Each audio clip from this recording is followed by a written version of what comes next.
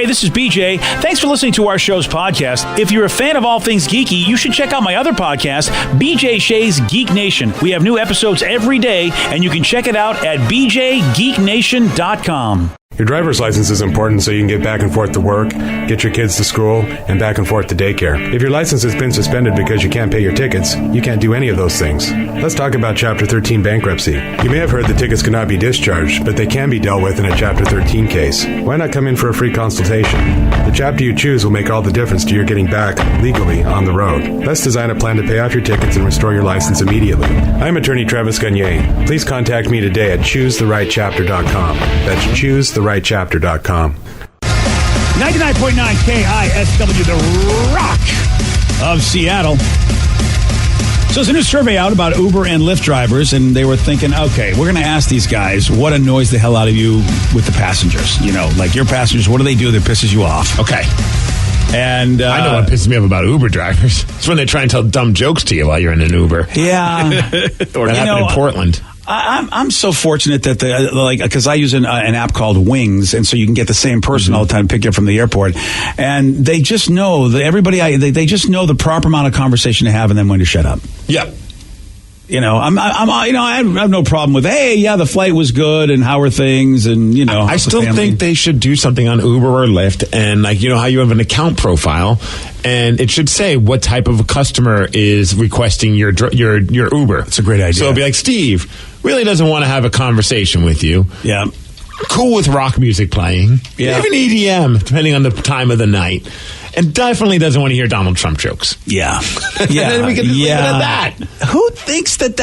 I mean, I know we live in this area and everybody just assumes. This is what it really irritates me about when you live in an area that's either one side politically and the other side politically. Yes, I get it. We're mostly a Democratic state, but you can't assume that everybody wants to hear negative stuff about the other party. It doesn't mean that everybody that lives here is a Democrat. That's why I never say anything. It's like, who knows who might be a Republican? It was just a bad joke, BJ. It was just, I mean, no matter what there was three of us in that Uber, and all three of us had different political opinions. We're all buddies. We can exist with having different political opinions. I know it's crazy, and all of us collectively groaned. Oh, really? It was just a stupid joke. That's bad. When you can't even get the ones that hate the guy on your side, that's not good. There was nobody enjoying that. Oh, that's bad. Just don't tell jokes. Yeah, you're right. Just get me from point A to point B. Yeah. I just think it's every customer obviously is different, but you got to read the room, and if people aren't really in the mood to have a conversation, just chill. Number one is something that really is interesting to me because I feel like it's rude to do this at all in an Uber or a Lyft because I know it's their car. For some reason, when I'm in a taxi, I don't care. What's that? And that's eating. The number one thing on this is eating food that stinks, but I don't think I should eat food at all in somebody's Uber or Lyft. I wouldn't even do it in a cab. See, in a cab, I figure, well, they got people that clean that stuff. So it doesn't bother me that much. They might be stuck with that for the rest of the day until they get to bring that cab to wherever it gets cleaned. Well, if it's... food that stinks, yes. But if say I have a power bar or something like that, I mean, crumbs could get in but I'm like, cab, they can clean the crumbs. But for some reason, when I'm in somebody's car, I'm like, I'm not going to eat in their car. I think that's rude. How far are you going that you need to eat in that person's car? Dude, from the airport to my house, it's like forever. A half hour? It's forever, buddy. But yeah, eating food that stinks. At least you and I are on the same page. Don't eat stinky food. I just don't think you should eat food in somebody's car unless it's your car. All right. I agree with that. Yeah. Even on public transportation, it bugs me on the bus because I take the bus every day, and it's one of those if somebody is eating next to me, I'm like, I got to move. Plane, for some reason, I'm willing to give a pass because I just feel like you're stuck on a plane. Well, they serve food on a plane too. That makes sense. Yeah, that's a good point too, BJ. I didn't think about that. Yeah. I typically bring my food onto the plane. So, Danny, if you are willing to sit next to somebody who's eating on a plane, why can't they eat on a bus? Because I'm not going to be on the bus that long, and it usually smells really bad, and I've had food spilled on me before because the bus is really rickety. Okay. You know what? That's a good point. Yes. I think, it's got to be containable food. Especially if you're going on the Sea Line at rush hour, there's people standing, and you're going to get your bugs. teriyaki until you get home. Thank you. Are you cool with snacks? I'm talking chips, grapes, veggies. I think finger food's fine. Okay. Yeah, it's How not about Cheetos, bad. and then he starts rubbing them on your pants. How's that? Yeah. What about a bag of boneless wings, a.k.a. nuggets? Well, as long as you share them with me, at that point, I'm fine with that. So. Yeah. Okay, so we all agree. We all agree. Number two Number 2, I can see the first part of this, but it's tough if you got to pick up a guy like Randy Hansen. What are you going to do? Smoking weed or smelling like weed? Again, no. I mean, smelling like weed, what are you going to do? Yeah, what are you going to do? I mean, that's what you got in your car. But don't smoke, don't vape, don't smoke. Yeah. I don't understand why people would smoke in somebody's car. I mean, at all. Yeah, I don't get that. Do you think it's because it's an Uber and it's not your typical cab and it's somebody's personal vehicle that people have this mindset of, well, that's what I do in my car, so what's the problem? Yeah, maybe, because I see how people treat the movie theater as their living room. Maybe people just think that everything is their own personal space, that they don't have any regard for anybody else's space, even and not realizing, dude, this is not your space. You don't get to put your feet up and you don't get to smoke weed in the car. It's those people that are really entitled, like when they go to restaurants, they're like, oh, it's their job. They're going to make the biggest mess. And they're like, it's the waitress's job to clean it. It's like, yes, technically, but you don't have to leave the entire salt shaker contents on the frickin' table. Yeah. Somebody says, eat my Uber, please. If you drop a crumb, I'm charging you $50 to clean it. $250 for puke. Do what you want. Wow. Another person as an Uber driver, please don't eat in my car. And I leave the conversation up to the rider. I'll toss out an icebreaker, but if they don't bite, I leave them alone and listen to the radio. I think that's fair. Yeah. You know what it is, though, is I feel like there are a couple of Uber drivers out there who don't care. Like, I've had Uber drivers who are the ones that are like, you guys want to drink beer, blah, blah, and they're like super cool with it. Mm-hmm. But then you think that, I think it's like a bunch of people thinking like, oh, well, all Ubers are like this, so I'm just going to light up a joint. Yeah, I don't like the Uber driver that says, hey, you want to drink beer? I just want, you know what, be a little professional. And there was one Uber that I have no problem eating in their car because they let their kids eat in the car and there were Cheerios everywhere. And I'm like, this is my Uber driver. I'm sitting in Cheerios. What a weird world we're in. I know. It's such a weird world. Yeah, I just couldn't believe this woman. I'm like, okay, this is what's happening here. See, I just still view an Uber just as a glorified version of a cab. I treat it the same way. I'm not going to eat in it. I'm not going to treat it bad, but I also expect that it's going to be clean. Yeah, it's not always the case. That's such a weird thing when you get into an Uber and it just looks like a pile in there. Yeah. Like, I could never be an Uber driver. It would be disgusting. Oh, I agree. Right. Yeah. I could never, because I'm not a cleanly person when it comes to my vehicle. I'm trying right now, though. Well, my window of opportunity is closing on you. Yeah. Because I was wanting to drive in your new Renegade with you, but I'm like, all right, how long? It's still clean. How long is it going to be before it becomes just a battle zone again? We got a couple weeks, I think. Okay, all right, cool. So you got some time. Nice. It's got a good stereo in there, too. All right. Yeah. Arguing with the route. Any of you guys do that? Do you argue with the route that the guy goes on? Plenty of times. You're so mad about that. You're number 3 on the list of what they hate, Rev. I remember when we went to Miami for the radio convention, and I swear to God, I thought the guy, first off, he stopped in the middle of the freeway. That's annoying. Literally just stopped. There you go. And then was going through all these different areas. And I was going on the GPS and checking to make sure we were actually going towards the hotel, because I was like, we're just going to get murdered. Yeah. And I was just like, hey, are we going the right way? And it was one of those where he barely said any words. And I'm like, oh, yeah, I'm definitely getting murdered here. I had it where I had to correct the Uber because the guy had his GPS on, but he wasn't paying attention to it because he was too busy talking. Yeah. Oh, and so he missed the exit. Then he missed the exit to make up for missing the exit. And finally, I'm like, dude, pay attention, man. I want to get home. Yeah. I'm not enjoying this experience. Yeah. And he's like, oh, my bad. And he was very apologetic about it. But then he starts talking again. I'm like, get off the exit, man. Get off the exit. Yeah, that's it's like, again, Freddie, you don't know what you're getting with these guys. It's even saying it. The damn robot voice is saying. The voice is saying he's not even hearing it. Wow, that's bad. Because you wouldn't shut up. Yeah, that's a thing. See, I never argue, but where I used to live, it was kind of awkward to get to, so it was always easier to cut through the QFC parking lot. So I would always just suggest that. I'm like, hey, if you want it to be easier, just cut through here. And most of the time, like, oh, okay, and they appreciated that, but I never would argue. Are you sure? What's your rating? Because that's number 3 on the list. I have a high rating, buddy. 69 rating. Oh, 69 rating. That's the highest you can get. Somebody said I took an Uber recently. No joke. The guy had laundry in his back seat with me. Hopefully it was clean. Oh, see, no. I also like his text auto-corrected Uber to goober. Yeah. What's worse though is when do you guys appreciate this when you get in the car and they're like, oh well, I have the route here, but would you like me to take another route? I hate when they ask me that. Oh really? I don't know why. It bothers. I'm like, no, you're the Uber driver. I've never had that happen. Really? No one's ever asked me. I don't take a ton of Ubers. Oh, fair. And I feel like That's at least cool. I mean, it shows that he's not trying to just take you round and round, even though they paid more for doing that. But I mean, kind of, but at the same time, I'm like, dude, I don't know. Just go the way that it's telling you to go. You listen to this show, and we all get annoyed over so many different things. I feel badly for anybody trying to do business with any of us on our show, let alone rest of humanity, because we can't all agree on anything. No. Being rude, well, all right, sure. I think being rude, when is being rude something that people like in business? When you think about it, it's like, here's something that annoys me in business, when people are rude to me.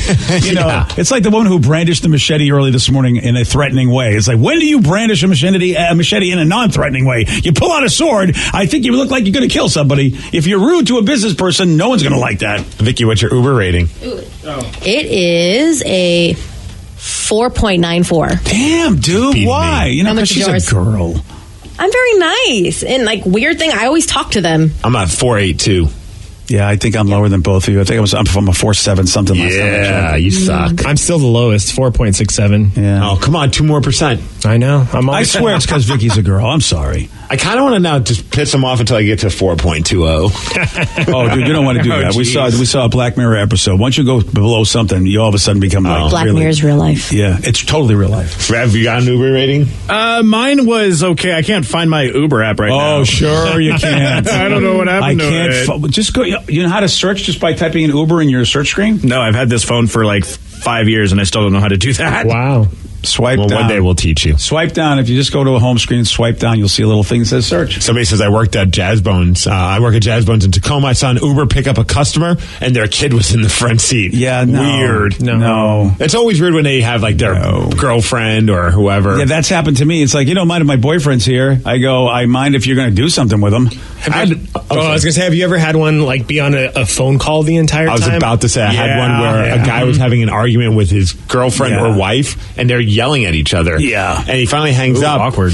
And I'm wasted. So he looks over at me, and you can tell it's awkward. And I look at him, and I just go, bitches. And he's and then he just won't stop talking. You don't even know. Oh, that's awesome. I found my rating. It's a 4.88. Oh. Attaboy. Nice. How is that possible? You're a jerk. I don't say a damn word. All right. And I usually give them a tip. Steve, you should be higher if you said bitches. I mean, that guy should have given you a 10. I probably got a 5 from him. Yeah, you should have got something cool for that. I feel sorry, by the way, for you Uber and Lyft drivers. We tried to go through this whole list. Instead, we just started talking about what we hate about you guys. Sorry about that. Well, what service is there? Yeah, you're right. Sorry. So we really don't care what you're annoyed by. We're going to tell you what annoys us, though.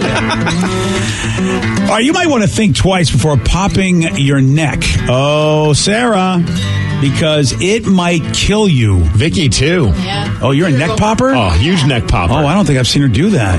Oh, this happened to one guy. I'll tell you all about this at 8:17 on The Rock. BJ and Migs, mornings on The Rock, 99.9 KISW.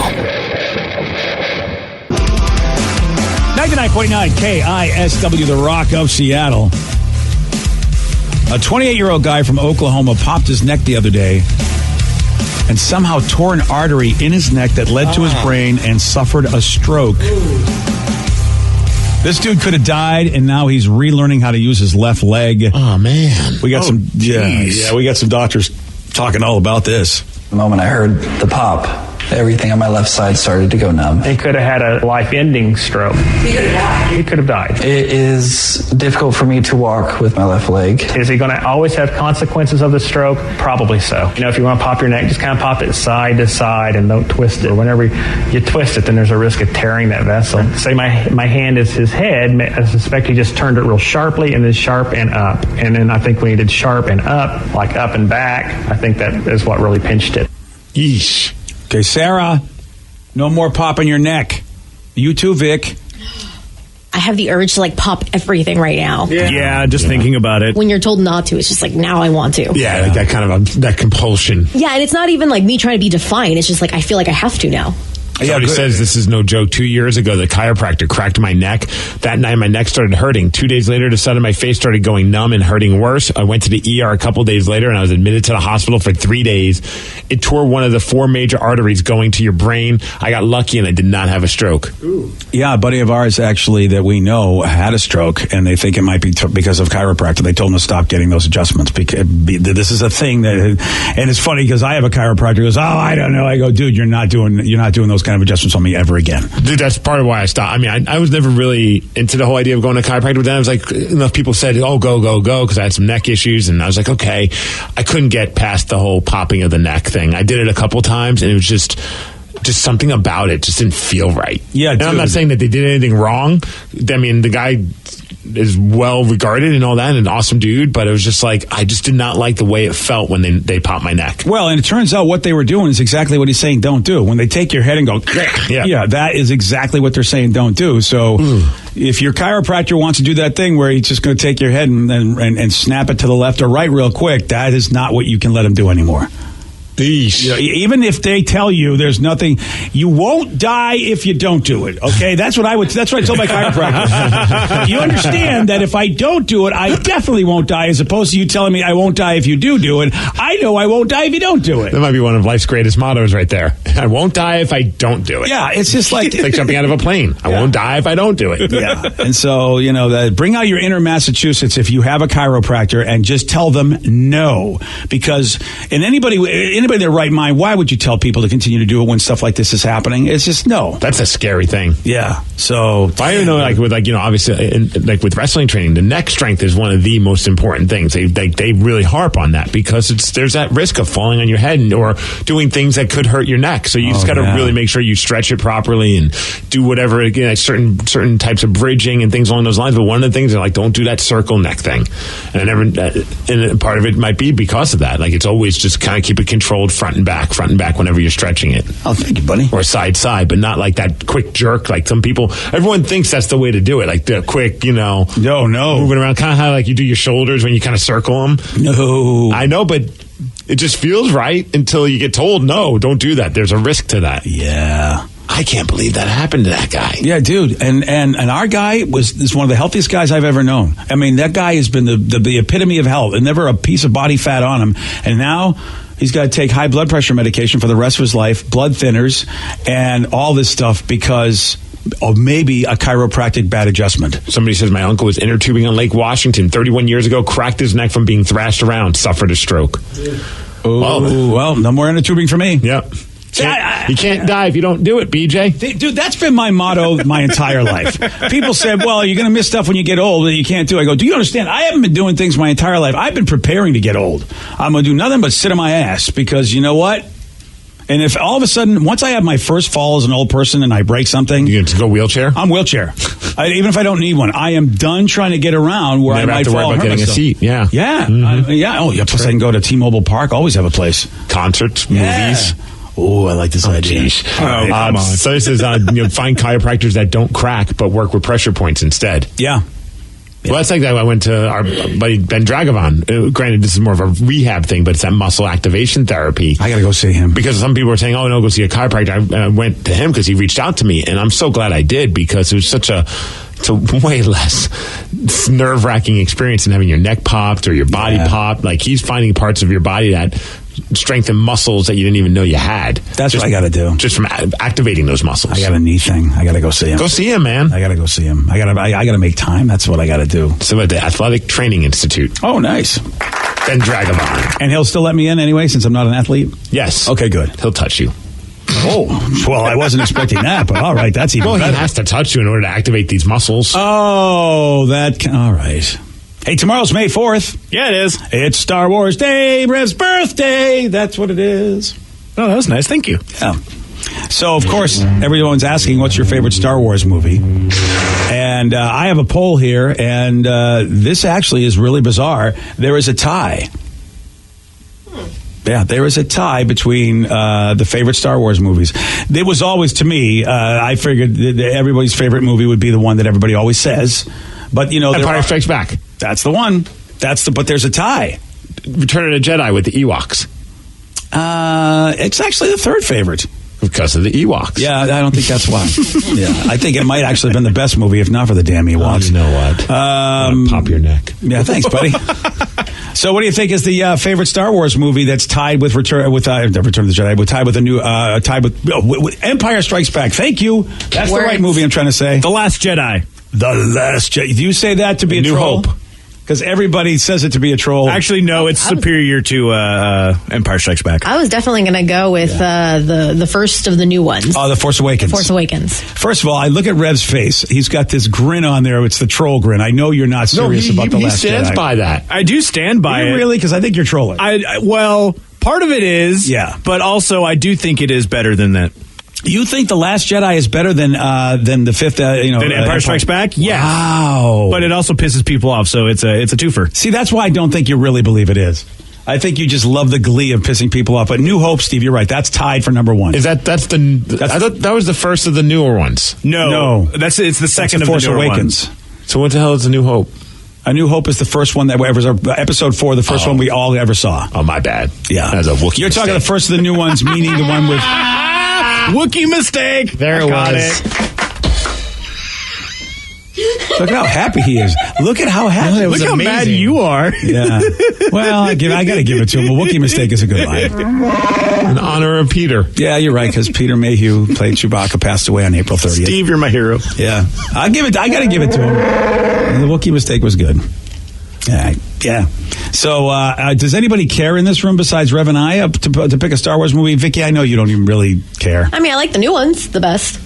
Well, I mean, that's good for them. Yeah. They hope you do. So it says, what about Wrath of Khan, right, Steve? Yeah. That is one of my favorites. Danny doesn't care, does he? I haven't seen any of the Star Wars movies except for like maybe the new one, I don't know. Rogue One? Wow. Not those ones. The Return of the Sith, I think. No. Was that the one with Anakin? Yes. Oh, you're in the whole... You're in like the prequel area. That's why you don't like them.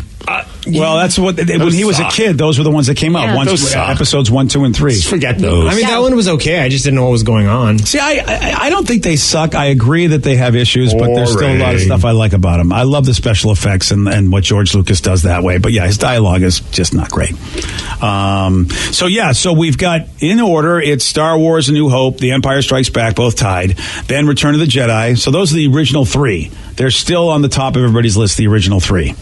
Then you've got The Force Awakens, actually, which is more popular than anything else. Then The Last Jedi, which Rev says is the best movie. Somebody says Solo's the best.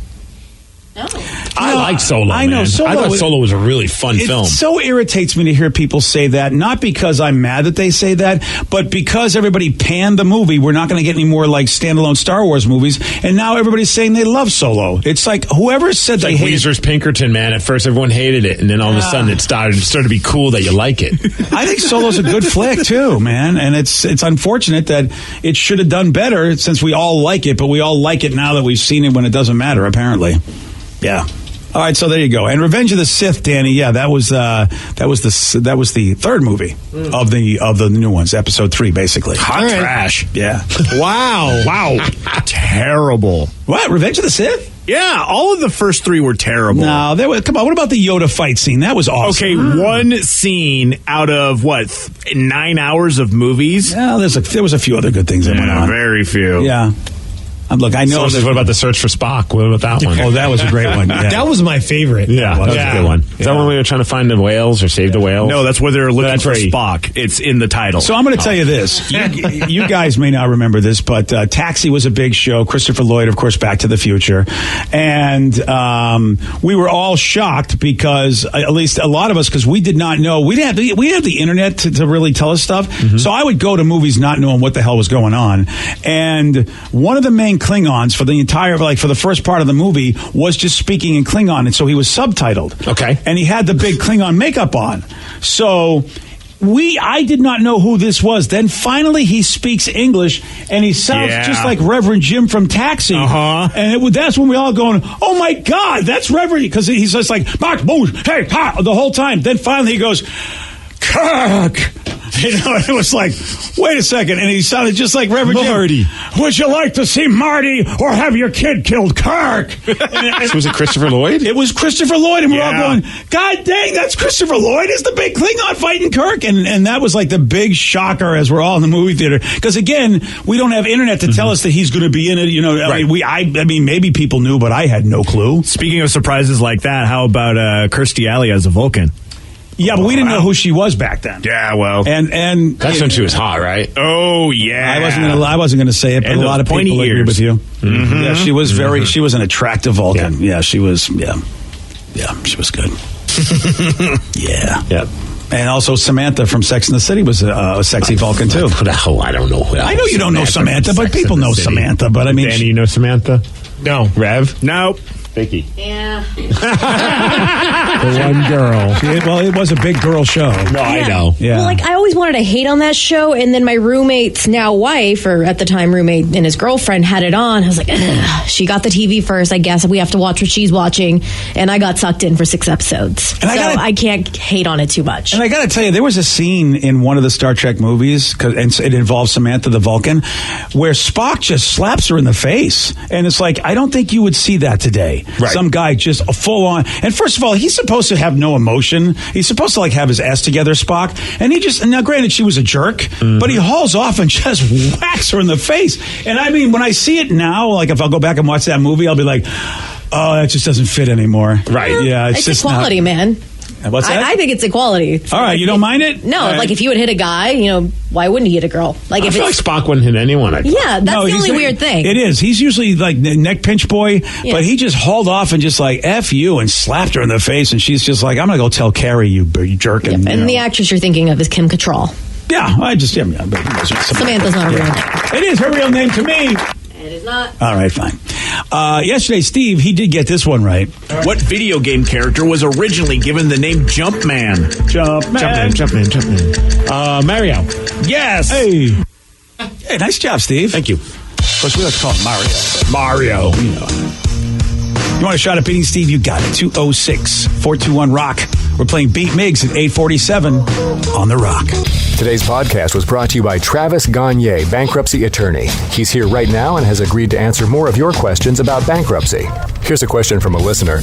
My house is currently in foreclosure. I've stopped making payments. What can I do to save my house? If you're already in foreclosure behind on your mortgage, you can stop the foreclosure by filing a bankruptcy. There's different types of bankruptcy. Chapter 13 can help you catch up on your house payments if you're behind. It would mean that you'd have to start making your house payments again and catch up on the amount that you're behind over 5 years. You could also take off or strip off your second mortgage, which would help you to reduce your housing payment every month, especially once you're done with the plan and done catching up on your first mortgage. We could also try to buy you some time by filing a Chapter 13 case. Filing a Chapter 13 would definitely stop your foreclosure. Thanks, Travis. If you have more questions about bankruptcy, you can reach out to Travis anytime at choosetherightchapter.com. That's choosetherightchapter.com. And thanks for listening.